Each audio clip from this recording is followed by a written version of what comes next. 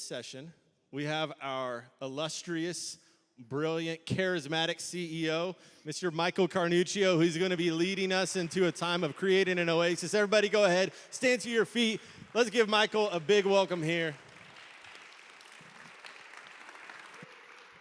Thank you. I think I'm good. I appreciate that, but as you can tell from the last name, when I talk, there's air traffic control signals, so a microphone gets very dangerous for me or somebody in the front row. So thank you. I want to start off asking you guys a question, right? Is there, like if I say song lyrics or a song, something pop in your head, right?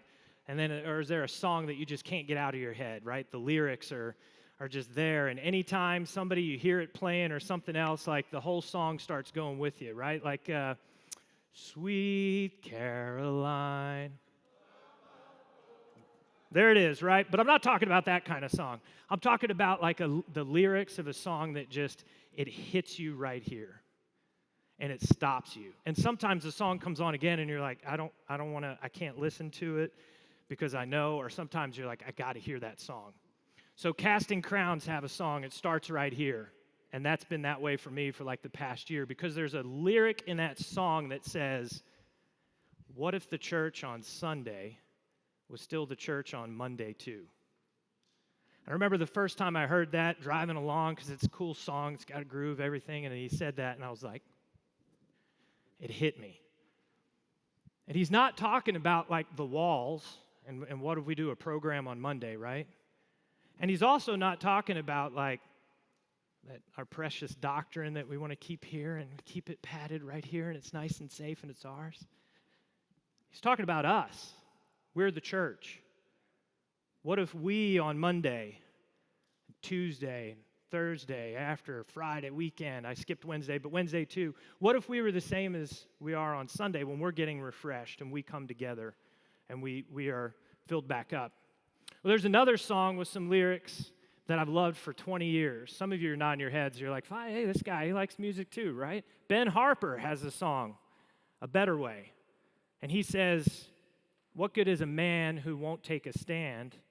What good is a cynic with no better plan? So I'm not interested in being up here today and talking about what we're not doing on Monday, right? I'm interested in talking about how we can be even more on Monday than we are on Sunday. And so I want to start with a conversation, a story. You guys like stories? All right, well, you're going to go back with me to 2000. No. Let's go further back. Let's go to 1994, Mustang, America.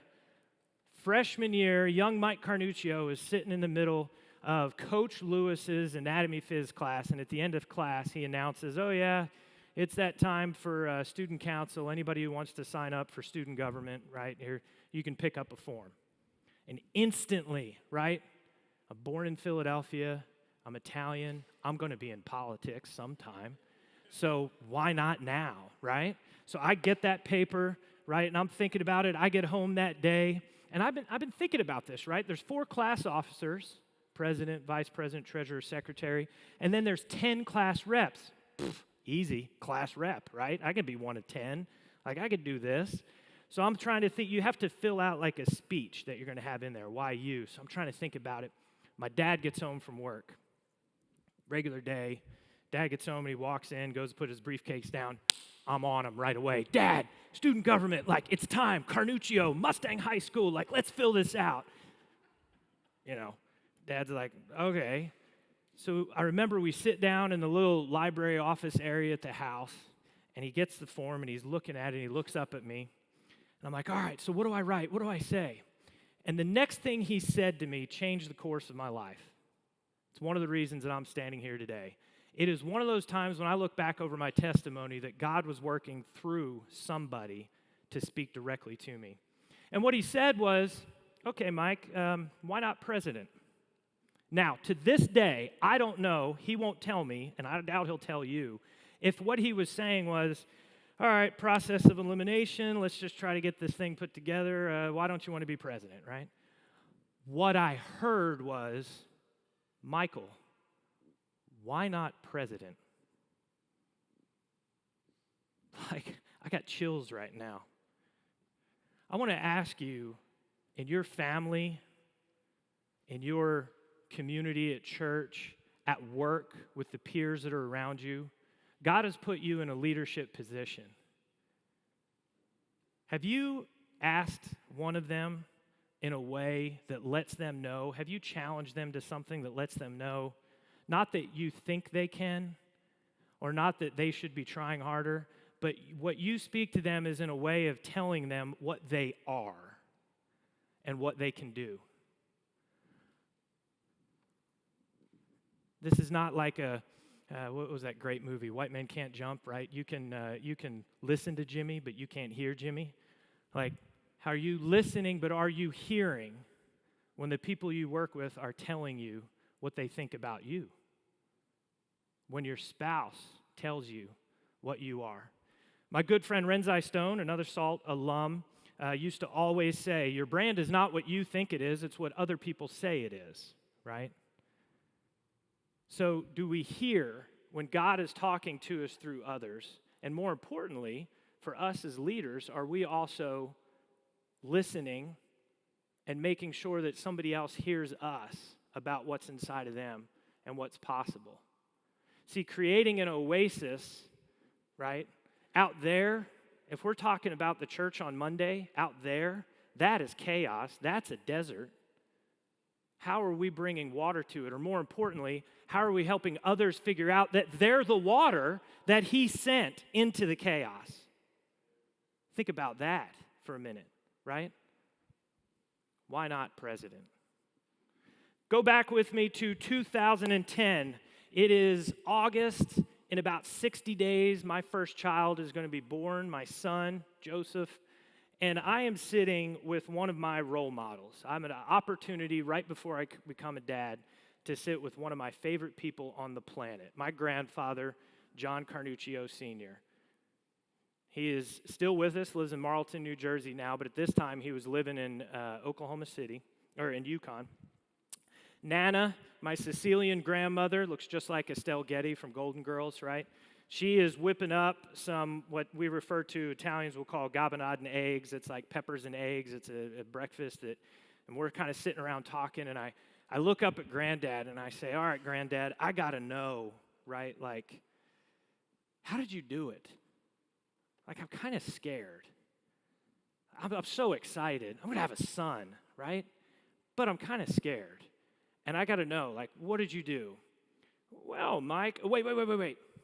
Notebook, notepad, like, I am ready. This is the download, right? I am 30 years old at this time. I've been waiting for this since I knew I wanted to be a father. Like, these are the instructions that I'm going to go follow. Granddad, how did you do it? He takes a sip of his coffee, and he kind of smiles, looks up at Nana, and he says, well, Mike, your job is to make sure that when that child leaves this house and comes back, that he knows no matter what happens out there, he is loved unconditionally in here. And furthermore, he can tell you anything and that you will listen and hear him and that this is his place.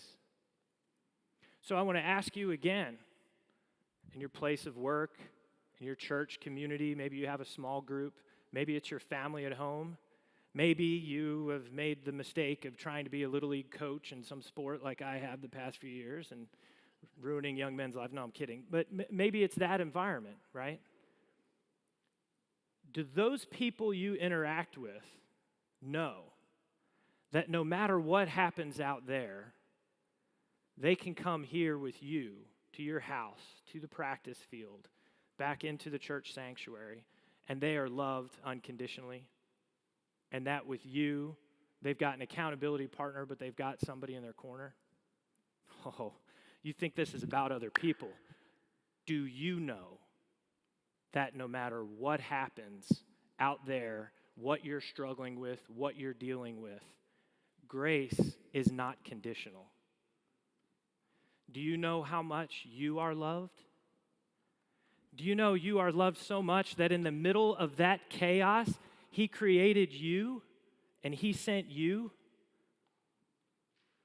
Right now, like, luckily I left my cell phone somewhere because it's more problem than it's worth half the time, right?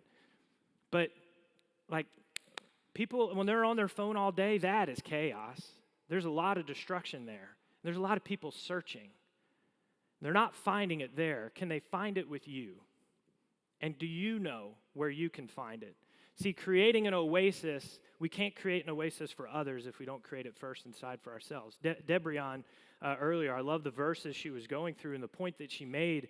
And while she was talking, it dawned on me again, like it did a couple weeks ago when I was first thinking about this talk, that when you look in the Bible, so many times in the Word, what it tells us and about an oasis is it's not describing some scenery or some environment, it's talking much more internally,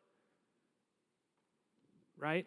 We'll paint other pictures to describe that, but you got to start with yourself. And I'm telling you, some of you are going through it right now, some of you are about to. There's a tough decision that you're going to have to make. There's a position that you're going to be put in that you're not ready for, and it is going to feel like the boat just starts tipping and it's rocking all over. It is chaos, it is pandemonium, or worse, you'll feel like some people, they use the desert analogy. For me, it's like I'm out in the middle of the water and I am barely treading water, right? I say that all the time to people. Hey, how's it going, Mike? Sometimes I'll say treading water, right? Even in that moment, even there, no matter how hard it is, not only does he know and believe in me like he does you, that we can handle it and get through that, but he's there. He is that oasis for us in that moment that can move us through.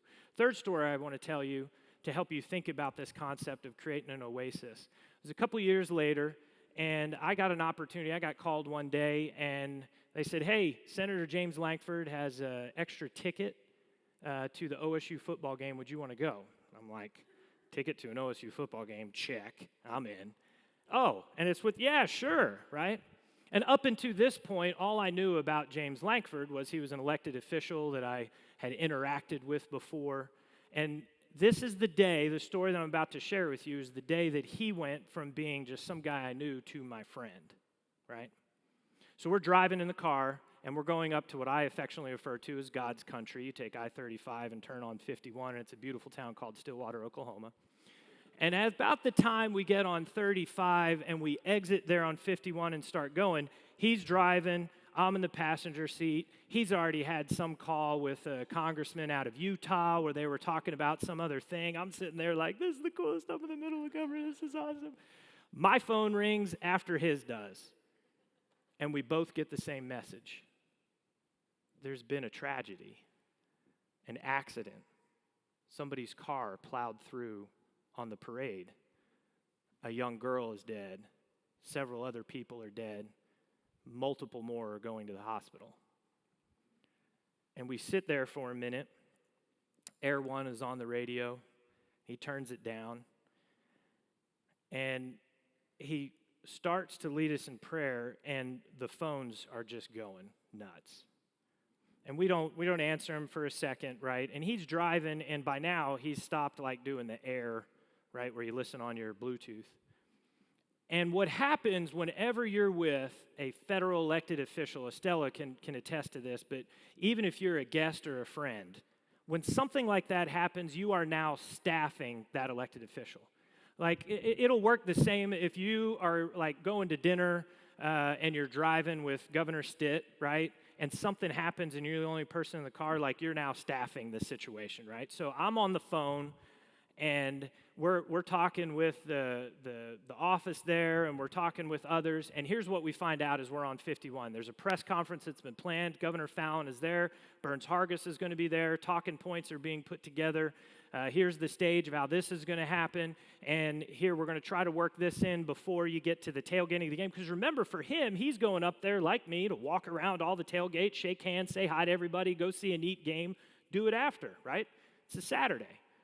Well, now we're getting the play-by-play of what to do, and now we're starting to pull into Stillwater, and I finish running through the list of everything with him. And he stops for a minute, and he says, hey, you went to school here, right? I'm like, yeah, class of 02. He's like, okay. Do you know where the first responders would be? And I said, well, yeah, you mean like the police station or something? He's like, yeah, the police station's good, but what firehouse would have responded there? Okay, I think about it. Oh, okay, it's over here. He's like, okay, we might have a little bit of time. Let's go there. So we first go coming in 6th Street, and you go down, turn as you get into the city, and we go into the police department. And he goes in to talk to people. At this point, I'm still thinking, okay, we're going through a checklist and getting ready, figuring out what's going on. So he goes into the back and is talking with them for a little bit, and he comes out. We hop in the car, and he's like, yeah, we definitely need to go wherever the first responders are. I'm still, like, staffing, right? So I'm not in.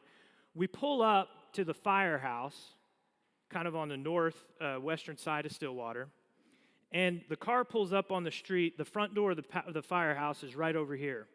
So I'm sitting there with my cell phone, and I'm responding back, and I see him. He gets out, and he walks up to the front door, and he knocks. The door opens, and here is this, big buff, like he's tattooed up, guns coming out. He's got the fire, like the waiters they have with the suspenders. Dude's like sweating through the gray shirt underneath, and he answers the door. And I kind of glance up, and I'm getting ready to glance down because I'm figuring, oh, he's just talking to him, getting a rundown. And I see him reach his hand out and put it on the guy's shoulder. And this guy falls to the ground. And Langford gets down and takes his knee. And I open the door to hear him praying with this man, and this man is weeping. You talk about a big, strong man, and he's just broken and weeping. And Langford spends that time with him, and I'm out of the car to tell him, we got to go, right? We got to go, and I'll drive so you can read your talking points. I'm still not quite getting it. And he comes up back to the car afterwards, goes in for a little bit. He comes back up, and he says, where's the next firehouse?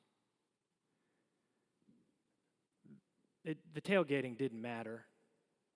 The press conference could go on. Somebody else can talk. But who in that moment of tragedy was going to represent Jesus? That's what he was more interested in. He wanted to make sure that they didn't read about some nice quote.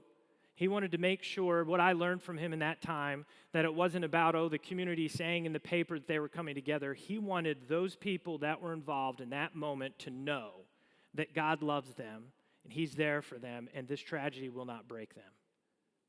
That was the most important thing to him, and by the end of the day, that started becoming the most important thing to me.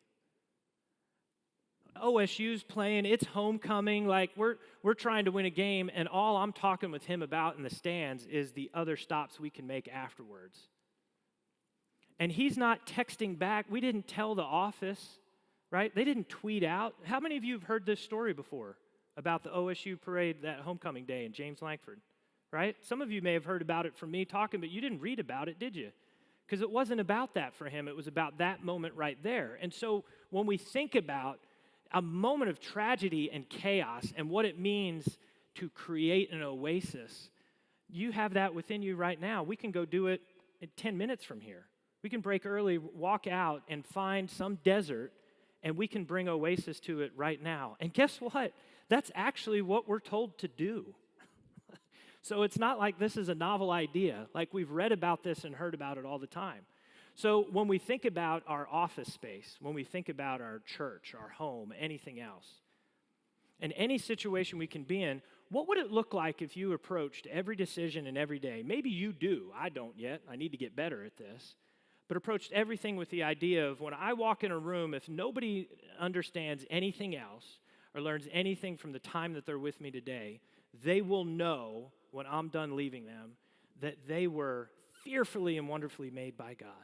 Designed, built. They are not an accident. They have a purpose for their life, and they are loved unconditionally.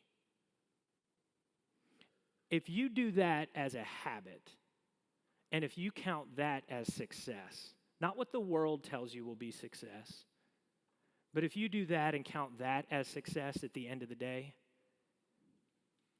the desert will be overrun by water. Chaos will evaporate. Peace and joy will spread. You'll start hearing and feeling and finding out about things that we never thought were imaginable in 2021.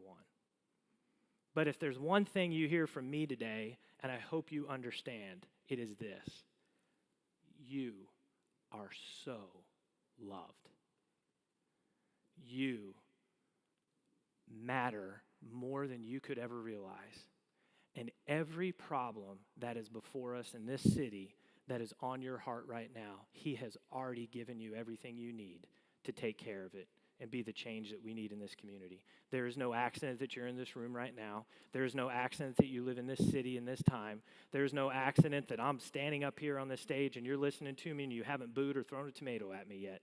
Something is going on, and that something is the power of Christ. You are so loved. Thank you so much for hearing that call, for leaning in, and for building the type of community that as a father of that kid now, I know that it's not just at home, but it's out there that there is hope. And I'd like to invite the worship team to come back up here and to help us transition not only from this conversation, but into the next. And as they do that, I want to leave you with one last thought, one last question about a song. No, I'm kidding. We already went through that. Take a minute right now and think about and write down, who is somebody that needs to hear?